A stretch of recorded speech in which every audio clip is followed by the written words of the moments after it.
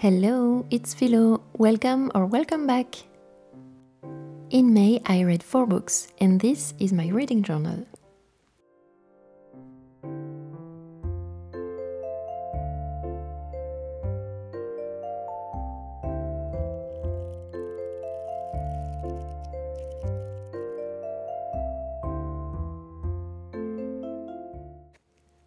I started the month by reading my first Octavia E. Butler, Parable of the Sower. It's that kind of dystopian novel that feels so plausible, so realistic, like an exaggeration of reality, that it's kind of unsettling.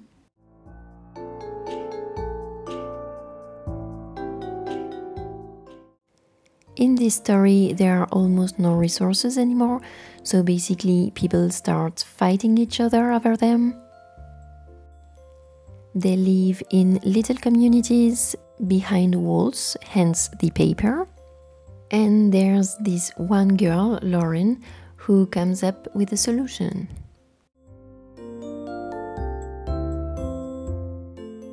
So first of all, let me talk a bit about the cover, because it's really nice, okay, but I really don't see how it fits the story at all. And then the blurb, it says that it's like 1984, and apart from it being a dystopian novel, I really don't see it.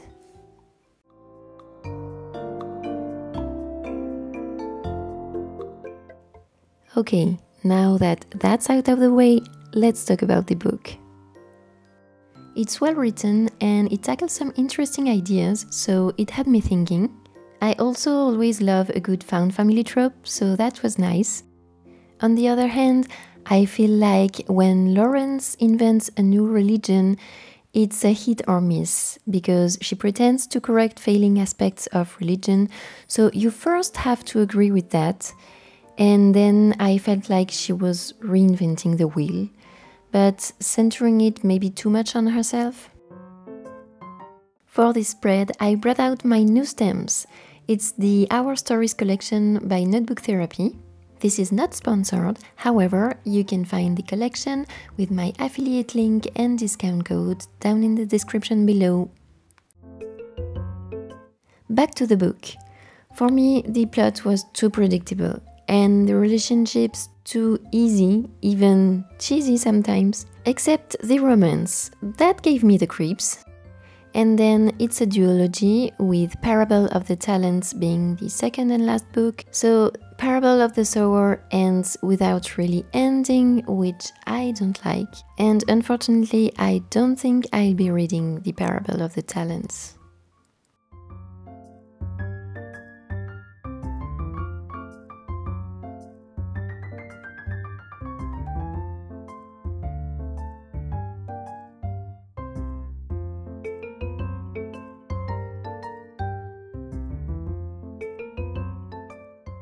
So all in all, I gave this book 3 stars for the character, the writing, and the psychological aspect.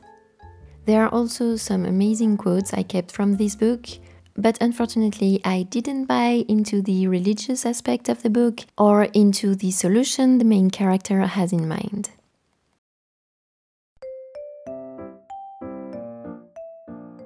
Then I read Book Lovers by Emily Henry, my first Emily Henry. And for this spread, I had to use the new washi tapes from Our Stories collection by Notebook Therapy again. It's full of books, quotes, libraries, coffee shops, and bakeries.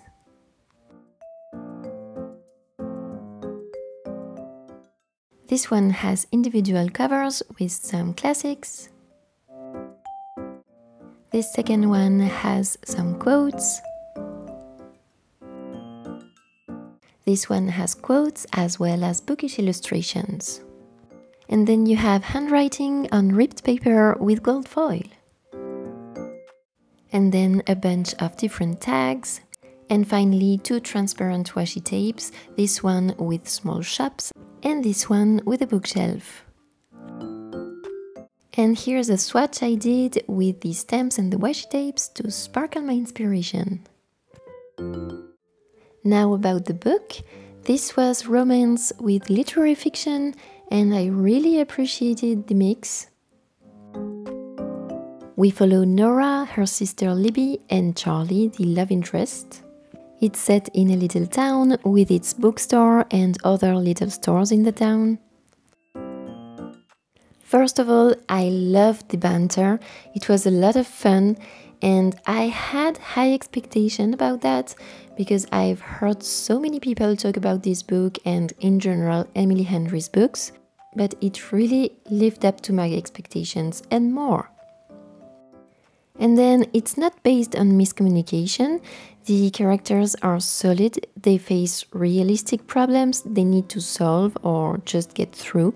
I like that there is no interdependence, and although there are some scenes, it's not too smutty and there's a clear tension that builds between them before, so it doesn't feel unnecessary nor the base of the story. I also like that the solutions to their problems are not too easy or obvious and that they're not super impulsive. It was fast-paced, not too cheesy, with more than one plot. Apart from the romance, there's the story of Libby and Nora, and on the other side, the story of Charlie and his family. Both personal stories are real and sad, but not in an overly dramatic tone. Since I love these stories as well as the writing, I really want to read more from Emily Henry. I already bought Beach Read and I hope I can read it this summer.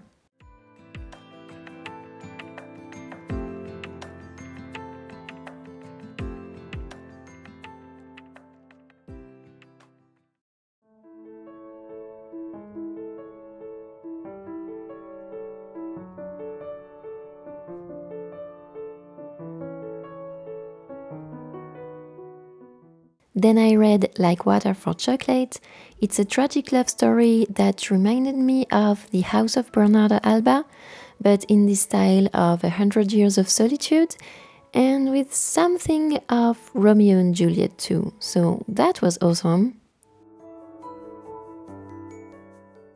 It has magical realism, cooking recipes, old remedies, superstitions, but also well-built characters, a crazy family, and a tradition that needs to change. This is actually the first time I read a book after watching the movie adaptation, but it was years ago, and I think the movie was a bit different, but I would need to watch it again, so don't quote me on that. Oh, this washi tape was perfect! Because in this story you have the mother of the family, her 3 daughters, and the love interest. I haven't even told you what this book is about. So it's about Tita, who's in love with Pedro, and Pedro wants to marry her, but her mother says, "No, but you may marry my oldest daughter, because Tita is the younger one and she has to take care of me until I die." That's the tradition. I loved everything in this book, so if you feel like 100 Years of Solitude is a bit intimidating, you can start with this one because it's 150 pages, so it's quite short, and it's clearly inspired from 100 Years of Solitude, and it's almost as good.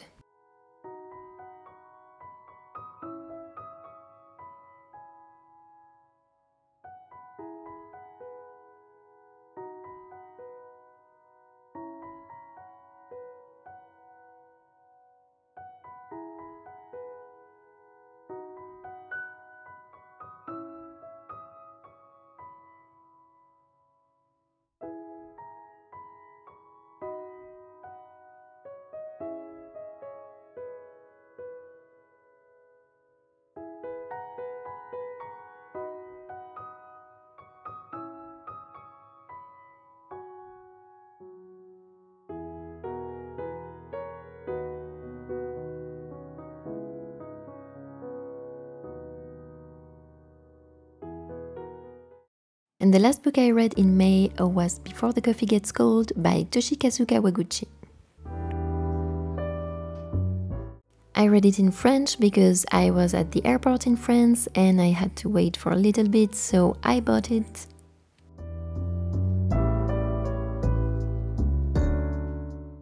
It's set in Japan, in a coffee shop where people can time travel. It's really short too, and it's an adaptation of a play, but in the end it still reads more as a play than a novel. To me, the idea was great and some tropes were good, but the writing is so superficial and dry. I really didn't care about any of the characters, and it was kind of irritating or frustrating when the author clearly means to make you cry and misses. I also found the story very repetitive and the rules of time traveling just didn't make sense. So I know that time traveling is really hard to write, but to me this was still very disappointing. So if you have any recommendation of a book with a good time travel trope, please leave it down below. Initially, I was actually doubting whether making a spread about this book or not, but in the end, who can resist a good coffee spread, right?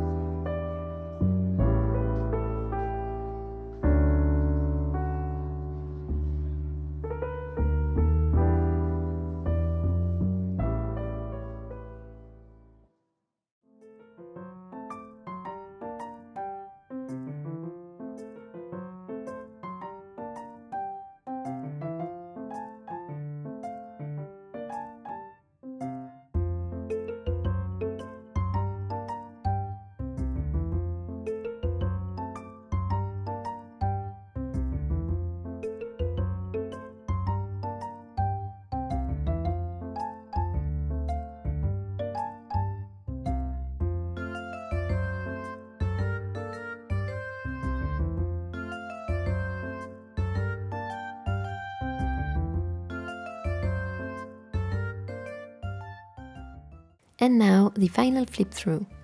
I hope you enjoyed this video and you found some ideas of books to read.